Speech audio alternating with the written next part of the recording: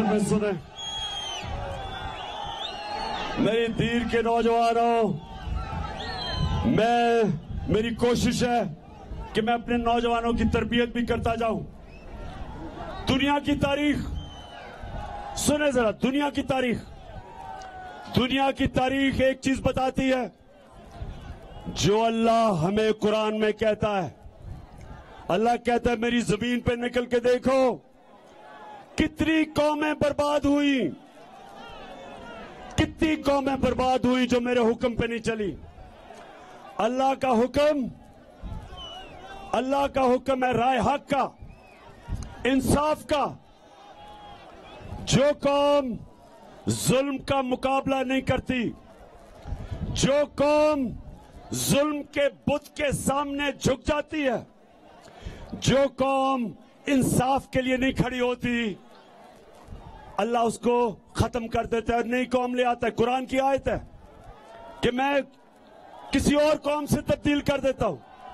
تو پاکستانیوں یہ یاد رکھیں کہ یہ بڑی مشکلوں سے پاکستان ملا تھا ہمیں، لاکھوں جانوں کی قربانیاں تھیں، ایک عظیم لیڈر۔ ہم خوش قسمت تھے کہ ہمارے پاس قائد اعظم جیسا لیڈر تھا جس نے اپنی جان کے اوپر کھیل کے اس ملک کو بنایا۔ ہم بہت خوش قسمت ہیں۔ اس لیے اس قوم کو بچانا ہم سب کی ذمہ داری ہے۔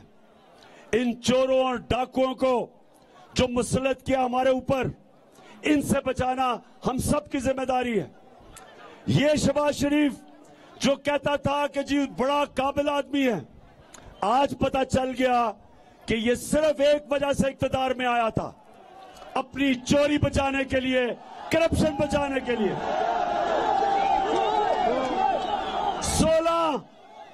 16 ارب روپے کے نیب میں کیس تھے، ایف آئی اے میں، اور 8 ارب روپے اس کے بچوں کے نیب میں کیس تھے۔ 24 ارب روپے کے کرپشن کے کیس تھے۔ کیس پورے ہو چکے تھے، اس کو سزا ملنی تھی۔ اس کو جب یہ پرائم منسٹر کا حلف لیا، اس دن اس کو اور اس کے بیٹے کو جو پنجاب کا چیف منسٹر ہے، دونوں کو ایف آئی اے کے کیس میں سزا ہونی تھی۔ ان کی پوری کوشش اقتدار میں آنے کی وجہ یہ ایک تھی کہ اپنے کرپشن کے کیسز سے یہ بچے۔ اب ایف آئی اے کے اوپر بیٹھ گئے اور ایف آئی اے کے اوپر انہوں نے تبدیلیاں کی ہیں، اپنے آفیسر لے کے آئے ہیں۔ شکر ہے کہ سپریم کورٹ نے یہ کیس اٹھایا ہے، اور یہ آج سارا پاکستان دیکھ رہا ہے کہ کیا اس ملک میں صرف چھوٹا چور جیل میں جائے گا، کیا بڑا ڈاکو اس ملک میں ہمارا انصاف کا نظام پکڑ سکتا یا نہیں پکڑ سکتا؟ ابھی تک ہمارا انصاف کا نظام صرف چھوٹے چوروں کو پکڑتا ہے، بڑے ڈاکو نہیں پکڑے جاتے۔ اور یہ بھی نبی نے کہہ دیا تھا صلی اللہ علیہ وسلم نے کہ وہ قوم نہیں چل سکتی جو صرف چھوٹے چوروں کو جیلوں میں ڈالتی ہے اور طاقتور کو نہیں پکڑ سکتی۔ یہ ایف آئی اے کا کیس اور نیب کا کیس، ان کا ایسا کیس تھا کہ اگر ابھی کوئی طاقتور نہ ہوتا تو بڑی 1 سال پہلے جیل میں ہوتا، کیونکہ ان کے پاس طاقت تھی، ان کے پاس کنیکشن تھے۔ یہ بچ گئے اور بچتے گئے، اور سازش کے تحت ان کو لایا اس لیے گیا ہے کہ کرپٹ لوگ کبھی سٹینڈ نہیں لے سکتے، اپنے ملک کے مفادات کے لیے نہیں کھڑے ہو سکتے۔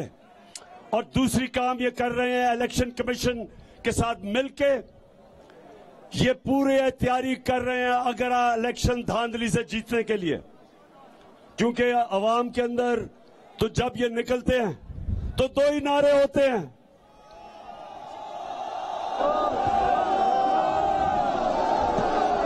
چور اور دوسرا نعرہ چور اور غدار۔